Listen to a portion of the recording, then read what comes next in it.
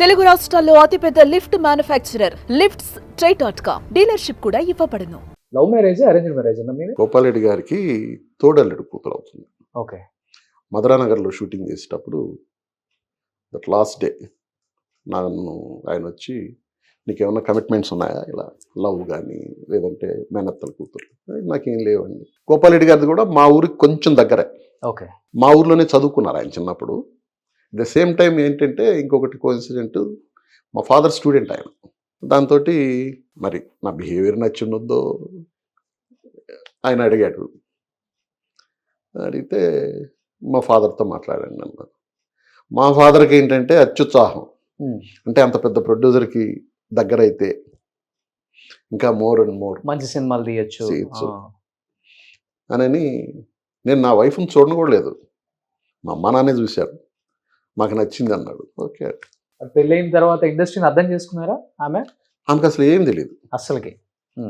నా పెళ్లి కాకముందు రెడ్డి గారి పిల్లలతోటి ఎప్పుడైనా ఒకటి రెండు షూటింగ్లకి ఏదన్నా వెళ్తే వెళ్ళి ఉండొచ్చు, అంతేగాని ఆమెకి వాట్ ఈజ్ షూటింగ్ అనేది అసలు ఏమీ తెలియదు. ఈవెందో నా పిల్లలకి, ఓకే, నా పిల్లలు ఏ రోజు షూటింగ్ అనేది తెలియదు. పెద్ద కుటుంబం ఆమెది కూడా. ఆమెది పెద్ద కుటుంబం. ఓకే. ఆమెది పెద్ద కుటుంబం. ఈ రోజుకి ఆమె ఉన్నా లేకపోయినా నాకు తోడు ఎవరంటే నన్ను ఒక బిడ్డలా చూసుకునేది మా అత్తయ్య, వాళ్ళ అమ్మ. ఇప్పుడు కూడా ఆవిడ ఇక్కడే ఉన్నారు. ఎందుకనంటే నా పెద్ద కూతురు ఇల్లు మారుతుంది, ఆవిడకి అవన్నీ సెట్ చేయడానికి మొన్న మార్నింగ్ ఫ్లైట్కి వచ్చి అవన్నీ సెట్ చేస్తున్నారు. అవి సెట్ చేసి రేపు ఎల్లుండే వెళ్ళిపోతుంది అనమాట. Okay. If any need of help అంటే ముందు పరిగెత్తుకుని వచ్చేస్తారు. ఓకే. దాంట్లో మా బావమరిది ఒకడు, ఈజ్ అ కాంట్రాక్టర్, బిల్డర్. ఇప్పుడు బెంగళూరులో మంచి కన్స్ట్రక్షన్ చేస్తున్నాడు. ఓకే. నేనంటే అంటే ప్రాణం అన్నమాట వాళ్ళకి. వాళ్ళ కూతుర్ని అలా చూసుకున్నారు అనేది. ఆమెను ఏ రోజు ఇబ్బంది పెట్టలేదు. ఆమెకి ఒక్కటే చెప్పేవాడు నేను, నువ్వు ఉన్నన్ని రోజులు నిన్ను వదిలిపెట్టి ఎక్కడికి పోను, నువ్వు ఏ విషయంలో భయపడద్దు. ఈవినింగ్ కారులో ఎక్కించుకొని సరదాగా అలా తీసుకెళ్ళి సిగ్నల్స్ దగ్గర అక్కడ కాళ్ళు లేకుండా చేతులు లేకుండా అలా అడుక్కుంటూ వాళ్ళని చూసావు కదా, వాళ్ళందరికంటే నువ్వు బెటర్ పొజిషన్లో ఉన్నావు. యువర్ ఇన్ గుడ్ హౌస్, మంచి పిల్లలు, మంచి ఫుడ్ తింటున్నావు, వాళ్ళని చూడు, వాళ్ళు ఏమీ లేక ఎంత ఇబ్బంది పడుతున్నారు. పెళ్ళైన దగ్గర నుంచి ఇవన్నీ అంటే పెళ్ళైన ఒక 10 years బాగానే ఉంది. హార్డ్లీ మీ ఇద్దరు పెళ్లి చేసుకున్నాక సంతోషంగా గడిపిందంటే ఒక 10 సంవత్సరాలు అయి ఉంటుంది అంతేనా? 10-12 సంవత్సరాలు అంతే. సంతోషంగా గడిపింది 10-12 సంవత్సరాలు కాదు, ఆమె నాతో ఉన్న 26 ఏళ్ళు సంతోషంగా ఉంది. బట్ 10 సంవత్సరాల తర్వాత ఆమెకి డిసీజ్ బయటపడింది. డిసీజ్ బయట వచ్చినా కానీ నేను ఎప్పుడు కూడా ఆమెని తక్కువగా చూడలేదు, ఆవిడ నన్ను తక్కువగా చూడలేదు. ఇద్దరికీ ఆమె బాగలేని మనిషి అనే లోటు నాకు లేదు, నాకు బాగలేదనే లోటు ఆమెకి లేదు.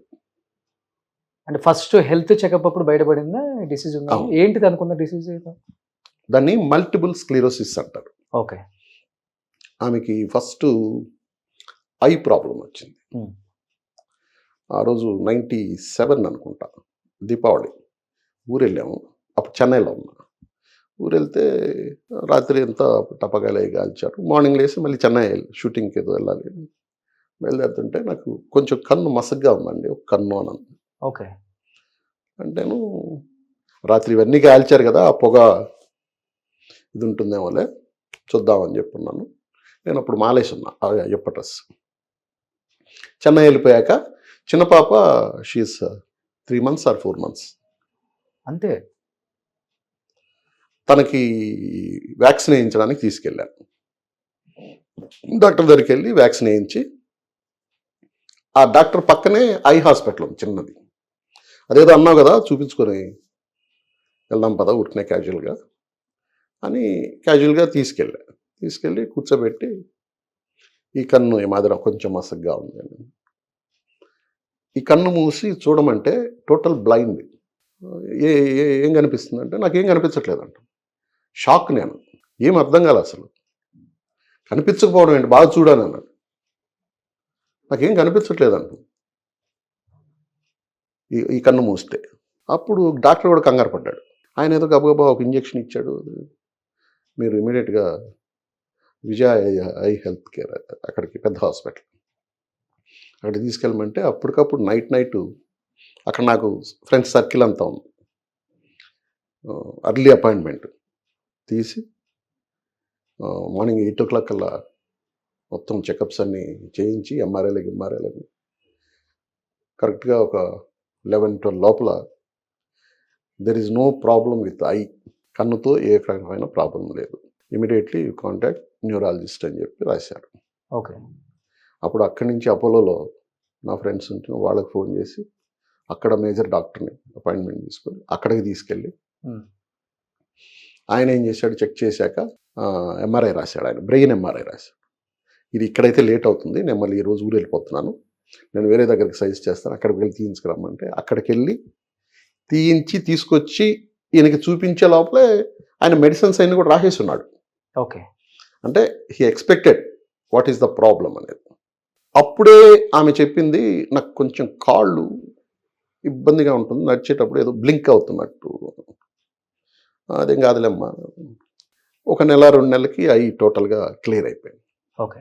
అయిపోయాక చెన్నై నుంచి ఇక్కడికి 99లో షిఫ్ట్ అయ్యాను. షిఫ్ట్ అయ్యే రోజు అందరం వస్తున్నాము ట్రైన్కి. తను స్టేషన్లోకి వచ్చాక ఆ మూటలన్నీ ఉంటాయి కదా, వాటి మీద కూర్చుండిపోయి నేను నడవలేకపోతున్నాను ఎందుకని అంది. కొద్దిసేపు కూర్చొని మళ్ళీ లిఫ్ట్ చేసి తీసుకెళ్ళిపోయి మామూలుగా ఎక్కించాను. ఇక్కడికి వచ్చాక తనకి అప్పటికే స్టెరాయిడ్స్ వాడేస్తుంది ఆ ఐకి సంబంధించి. ఇక్కడికి వచ్చాక వద్దని అప్పుడే హోమియోపతిది స్టార్ట్ చేశాను.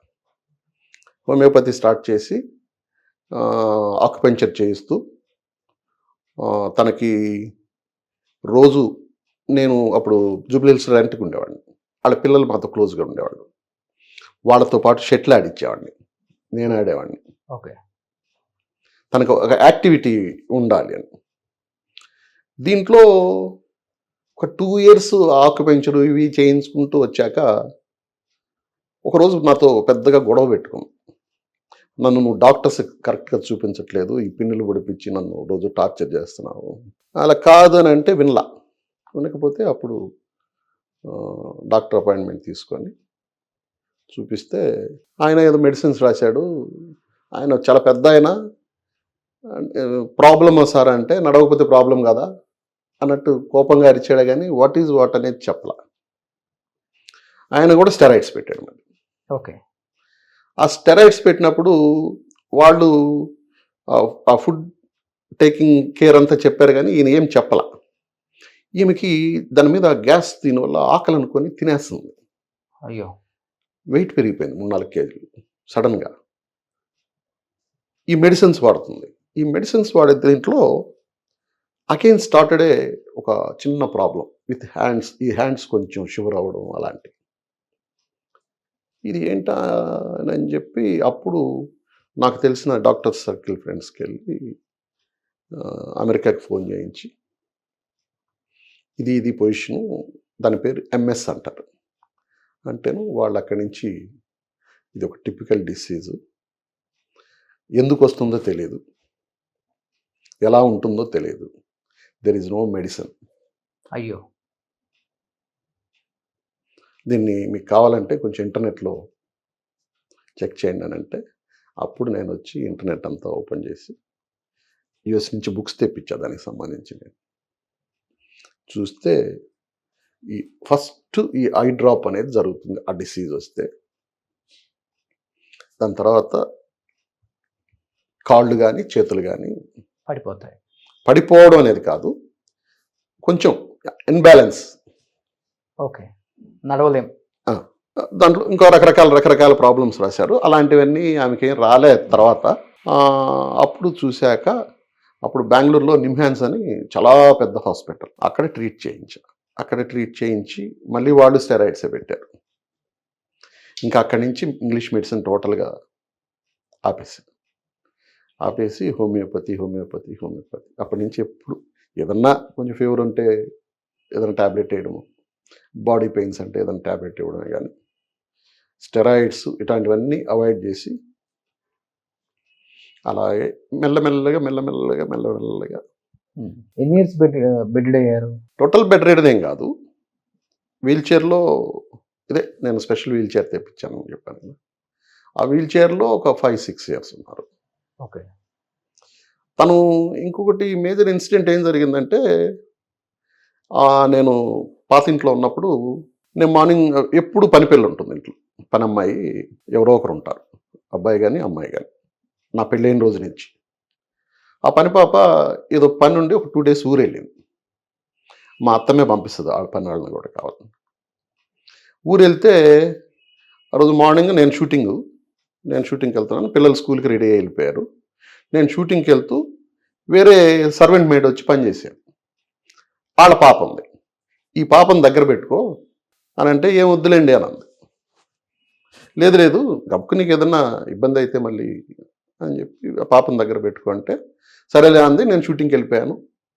నాకు మొత్తం మళ్ళీ క్యారియర్ అన్నీ భోజనం వండి పంపించి తను భోంచేసి ఆ పాపని నువ్వు ఇంటికి వెళ్ళి 4 గంటలకు రా అంటే ఆ పాప వెళ్ళిపోయింది. తను డోర్ బోల్ట్ పెట్టుకొని వెళ్ళి బెడ్రూమ్లో పడుకున్నాక ఒక 2-2:30 టైంలో పిల్లలు స్కూల్ నుంచి వస్తారు కదా, వాళ్ళకి ఏదైనా స్నాక్స్ ప్రిపేర్ చేద్దామని లేచి కూర్చుని ఓకే. పడిపోయింది. షీఈస్ ట్రైంగ్ టు గెటప్, లేవలేకపోతుంది. ఆల్మోస్ట్ 15-20 minutes ట్రై చేసి లేవలేక అప్పుడు నాకు ఫోన్ చేసింది. అప్పుడు కూడా ఎంత పొలైట్గా చేసిందంటే, నేను ఒక మాట చెప్తాను, ముందు మీరు కంగారు పడకండి, నేను ఈ మధ్య బెడ్రూమ్లో పడుకొని లేచి వెళ్ళబోయి పడ్డాను, ఎందుకనో లేవలేకపోతున్నాను, ఫోన్ పక్కనే ఉంది. అదేంటి అన్నా, అదేంటి అంటే ట్రై చేయి ఒకసారి అని అంటే, లేదండి 20 minutes అయింది, ఈ లోపల పిల్లలు వచ్చేస్తారేమో భయపడతారని. అప్పుడు నేను బోరబండలో ఉన్నా. వితిన్ 10-15 minutes అక్కడి నుంచి ర్యాష్ డ్రైవింగ్లో వచ్చేసే లోపల పిల్లలు కూడా రాలా ఇంకా అప్పటికి. వచ్చి చూశాను, నా కిచెన్ విండో తీసుంది, కిచెన్ విండోలోంచి డైరెక్ట్గా బెడ్రూమ్ ఉంటుంది, అక్కడి నుంచి చూస్తే తను కనిపిస్తుంది. ఒకసారి ట్రై చేయి లేవడానికి అంటే, లేదండి లేవలేకపోతున్నాను. అప్పుడు మెయిన్ డోర్కి పక్కన గ్లాస్ విండో ఉండేది, ఆ గ్లాస్ బ్రేక్ చేసి లోపలికి పెట్టి బోల్ట్ నైస్గా ఓపెన్ చేసి నేను లోపలికి వెళ్ళి ఇలా పట్టుకొని లే అంటే మామూలుగా లేచేసింది. అప్పటి నుంచి తనకు సైకలాజికల్గా పడతానేమో లేవలేనేమో అనే ఒక ఫోబియా, అలా అలా అలా అలా మెల్లగా అసలు నేను నడవలేను అంటే, ఎక్కువ పడుకోవడం ఉండడం వల్ల ప్రాబ్లమ్స్ వస్తాయని నేను ఆ వీల్ చైర్ కూడా తెప్పించింది. ఆ వీల్ చైర్ నిలబెడుతుంది కూడా మనిషిని. ఎక్కడి నుంచి తెప్పించారన్నది? తైవాన్. ఎంత ఆ చైర్? 4 lakhs. 4 లక్షలు పెట్టి చైర్ తెప్పించారు. ఓకే. వెళ్ళి మనం కంప్లీట్గా మనం నిల్చున్నట్టే నిల్చుంటుంది, మూవ్ చేస్తే అది ఎక్కడికి వెళ్ళాలో అక్కడికి వెళ్తుంది. ఆ హైట్లో ఏమన్నా పని కావాలంటే చూసుకొని మళ్ళీ లిఫ్ట్ చేస్తే మళ్ళీ కిందకి మెల్లగా కూర్చుంటుంది. చనిపోయే వరకు వీల్ చైర్లోనే ఉన్నారు. ఇంకా వీల్ చైర్లో ఉన్నారు. లాస్ట్ 5 years టోటల్గా వీల్ చైర్లోనే ఉన్నారు. లాస్ట్ ఒక 1 year బాగా కొంచెం ఇబ్బంది పడ్డారు, చిన్న పిల్లలాగా అయిపోయారు. నేనే అన్ని 2 years బేబీని ఎలా చాకాలో, నేను షూటింగ్కి వెళ్ళే లోపల, నేను షూటింగ్కి వెళ్ళాలంటే అట్లీస్ట్ నేను 7కి వెళ్ళాలంటే ఒక 3:30-4కి లేచి ఆమెను రెడీ చేసి, ఆమెను డ్రెస్ చేసి, ఆమెను బెడ్ మీద కూర్చోబెట్టి, పిల్లలు ఉంటే పిల్లలకి మమ్మీకి ఏం కావాలి చూడండి అని పని పనులు ఉండేవాడు. సుమన్ టీవీలో మీ పర్సనల్ అండ్ బిజినెస్ ప్రమోషన్స్ కోసం కింది నెంబర్కి కాంటాక్ట్ చేయండి.